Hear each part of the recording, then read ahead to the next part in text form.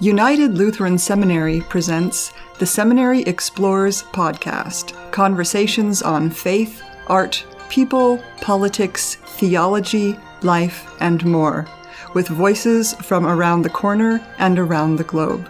Environment and faith is our topic today. Hello, I'm Jerry Christensen, and this is the Seminary Explores with our guest, the Reverend Gilson Waldkoenig, who is the Paulson Hale Maurer Professor of Church in Society and Director of the Town and Country Institute at United Lutheran Seminary, especially on the Gettysburg campus.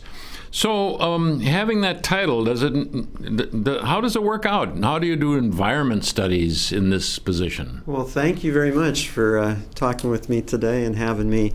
And there's actually a historical fit and a very natural fit. The seminary, the Gettysburg side of the United Lutheran Seminary had rural ministry courses ever since 1918.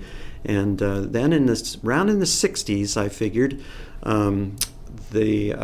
Professor Russell Hale was teaching the rural ministry courses and started to include issues about Appalachia and strip mining and water quality and pollution and things like that.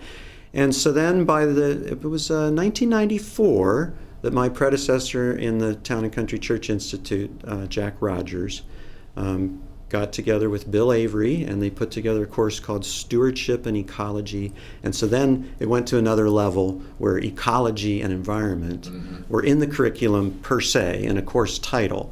But really the roots go back into our concern for rural ministry and our Appalachian region that we serve. So we come by it honest here, and it's never been a fad, really, here. It's always been a deep concern related to the churches and the communities that they're in.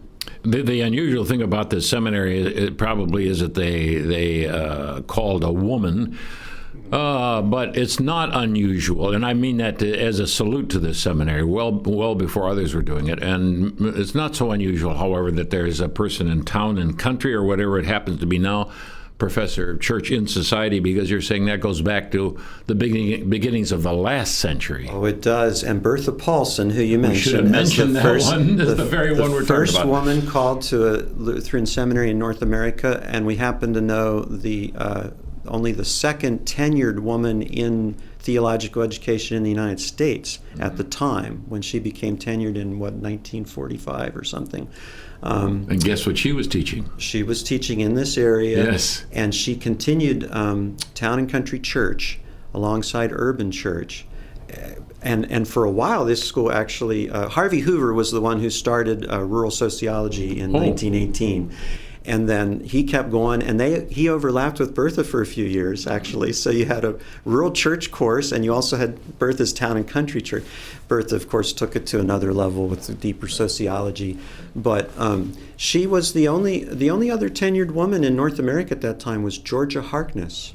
Oh, yes. Yeah. So, there's a name to be reckoned with. Yeah. So, yeah. So Bertha was really important. Well, our theme then is that this is not a fad. It's not, and it didn't arise just in the last few years when we seem to become conscious of ecology. There's always been an issue to address. But still, we haven't said, why is it important? Mm-hmm.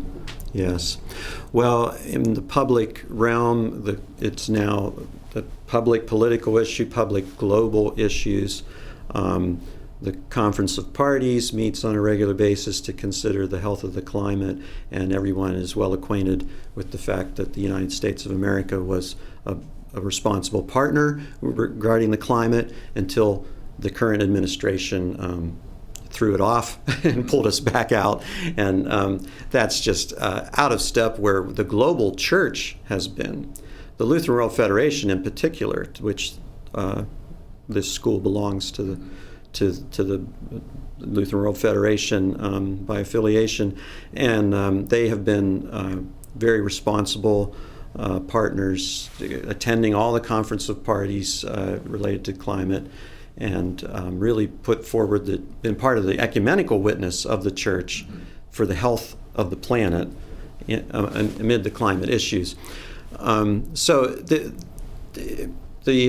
climate is one huge area where it's publicly important, it's globally important, it's our future. I mean, everybody knows about Greta Thunberg, the child who, led all the other children to go on a massive strike and stay out of school one day, and those sorts. So climate's one massive public issue. Another reason, though, that ecology is important is that people understand now that food and health are interrelated, and there's a great deal of interest secularly as well as religiously in food and health, and so environment is embedded in all of those issues as well.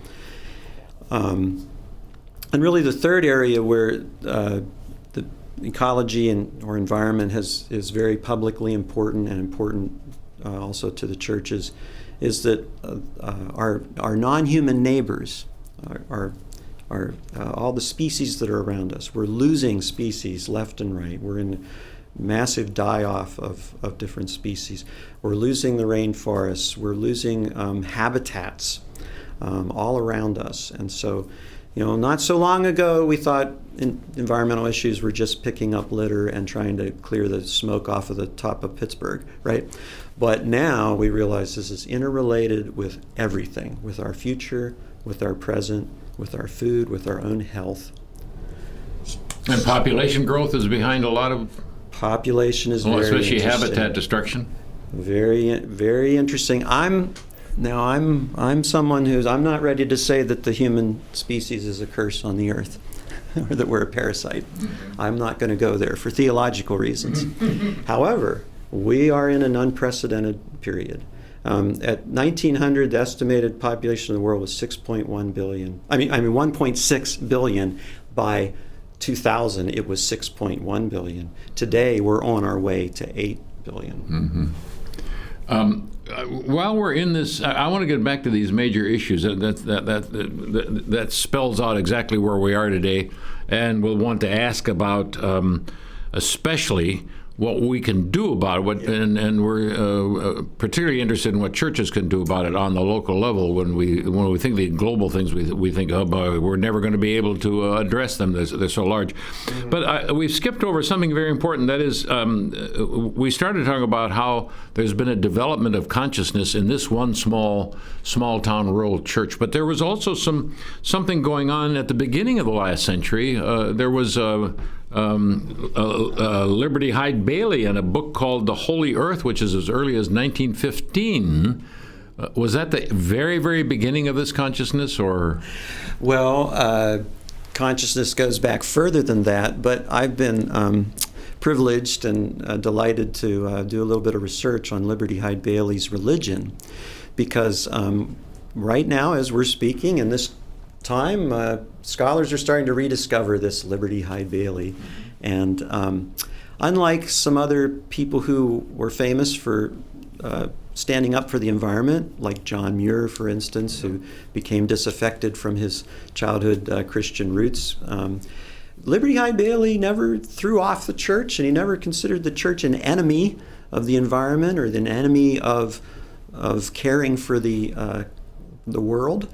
Now, he was very liberal, and I don't share all the same theological views that he had, but he had a deep appreciation for the church, in particular the rural church, because he thought these are the people who are right there on the ground to take care of the land. So in 1915, he wrote a book called The Holy Earth, which is now being rediscovered as one of those early eco-theology type pieces. What in your view, and in Bailey's view, what are the main theological impulses? What are the words? The main theological points that relate to ecology. God so loved the world, for example, to be very, very innocuous in general. But where are we with the theological approach to ecology?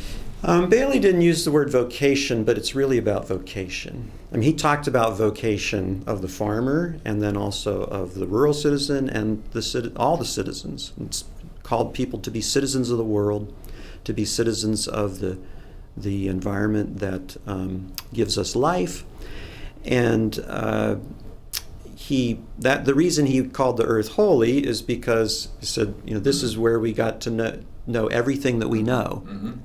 And he was an early adopter of evolution, like his mentor Asa Gray, the great scientist at Harvard. These guys accepted Darwin completely, but said, but it doesn't have to mean that there's a bad end to all of this, or that we all have to, kill each other or die in the environment. There could be a good purpose. They would say, we have to wait and see because we don't have all the evidence yet. But so theologically, I think that it's very helpful to reorient to why are we here? What do we know about ourselves?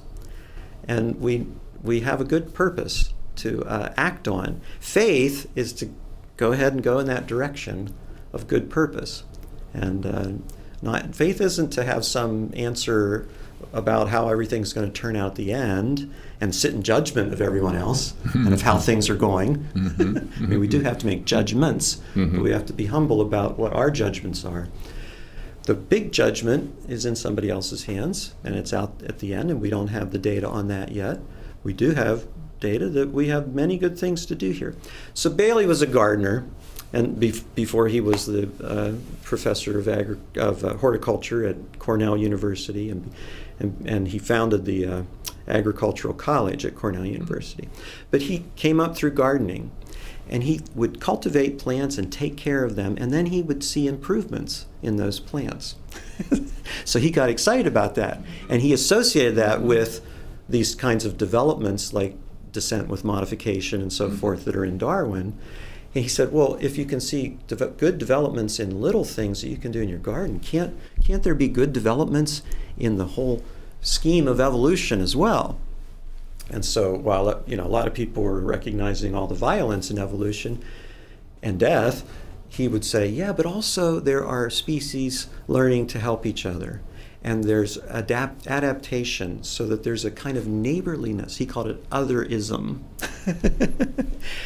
So I'll stop talking about Bailey here with this, but he even got to the point where he said what Darwin did is he decentered the human being from the middle of creation, that everything wasn't for us, and really showed us that we're supposed to serve here, because we're supposed to be other-oriented, and we're supposed to help many, everybody around us to adapt and survive. And that's in evolution. That's embedded in evolution. So these guys were the minority, though. Yes. Bailey and his mentor Asa Gray, and Darwin himself, of course, everybody knows, took a pessimistic view in the end. That's an interesting and complicated subject. But he had some hard things happen in his life. But it's part of why I would not say that we're doomed, even though we have a lot of environmental problems. We're not doomed. We don't know that yet. Mm-hmm. We're talking about faith and ecology, or faith and environment, with Dr. Gilson Walkenig, who is the Paulson Hale Maurer Professor of Church and Society and Director of the Town and Country Church Institute at United Lutheran Seminary. I'm Jerry Christensen, and this is the Seminary Explorers. We're glad you joined us today because we now want to ask about questions of what can we do about faith and ecology, especially for small groups, congregations, community organizations. The issues seem to be so global, so monumental that you kind of sit down, O men of faith, or people of faith, instead of rise up, O men of faith, right? Sit down. There's nothing you can do. Mm-hmm. Not so. Mm-hmm. Thank you. Yes. Right here in our area, in Lancaster County, there's a place called the Whittle Farm that belongs to the Lutheran Camping Corporation of Central Pennsylvania. And the Lower Susquehanna Synod and the Lutheran Camping Corporation are supporting a ministry that's happening at Whittle Farm. Pastor Matt Lenahan, who's a graduate of our seminary here and a pastor in the Synod, he's leading this project. It's called the Growing Project. And they're growing vegetables. And this is the third summer, or maybe the fourth summer. And they are just expanding. I think they've got 9 acres in production this year. They've got approval to go up to 40 acres eventually. All this free food is going to the needy in Lancaster. Ironically, Lancaster County is the most food insecure county in Pennsylvania. The breadbasket of America, the historical breadbasket. The focus of paradise, and the other places that the Amish came to settle in because it was paradise. So church groups are going out to help. They help plant, they help pick, but not just church groups. All kinds of different groups are coming in to the Whittle Farm, and Matt Lenahan shows them how to take care in order to help their neighbor. This is the food and faith thing that I mentioned, or the food and health thing that I mentioned as among the major issues. When people come, they get a chance to participate. Their good work, vocation, goes to someone else's benefit right in front of their eyes. It's fantastic, the kind of goodwill that's generating around the Whittle Farm. But it's the goodwill is first, and then, oh, Pastor Lenahan, why are you doing this? Why is the Lutheran Church involved with this? And then you can have some discussions about why we're here, why the church is here, what this is about. So it's the neighbor first, and then what we're interested in getting across. The foundations of faith then follow in it. But the foundations are clear, and the theology is rich and deep. So that's one thing. That's food and faith things are all over this country right now. I can call me. I can point you. It's taken off like crazy. Well, we did gleaning in this county just this last Sunday. That's another. That's right. A way of using food that would otherwise go to waste. Excellent. That's right. That's right. Yeah. On the climate front, there are the great big things to do. Like I mentioned, getting involved with the Lutheran World Federation or our synods and our national churches that are making a witness as far as public policy goes, but also just right in your building. We have a graduate named Tormod Svensson, Pastor Tormod Svensson, he's now a pastor in Bloomsburg, Pennsylvania, but he's been in a couple different parishes. When he gets to his church, he does an energy audit. Maybe turning the thermostat, changing a few lights, save a few $1,000s. Pastor, thanks for saving us a few $1,000s. We're going to squirrel this away into the bank. No, he says, no, we're going to turn it to the next thing. And I mean, he served in South Cumberland and one of the poorest spots in Maryland. Every Saturday there's a little farmer's market that just that church did for the poorest section of South Cumberland, because he started by saving them thousands of dollars in their building. Now, he's got the background and know how to do that. But we can get you in touch with people that can help you. And so your money doesn't just have to go through the roof. And then when you save a little bit, you can turn it to your neighbor. And all of that does count towards improving the climate and making sure that we don't continue this pattern of destructiveness in this planet. Then third, in the species and habitat, there's all kinds of things that churches have been doing. Some churches have land. Some churches are in the watershed. They've got water, or they know that they're related to the water. We have a graduate named Kyle. You'll think of it. Yeah, I just forgot his last name for a second here. He did a project where he assessed the church's water runoff and all the damage that was going to the bay, the Chesapeake Bay, because of that.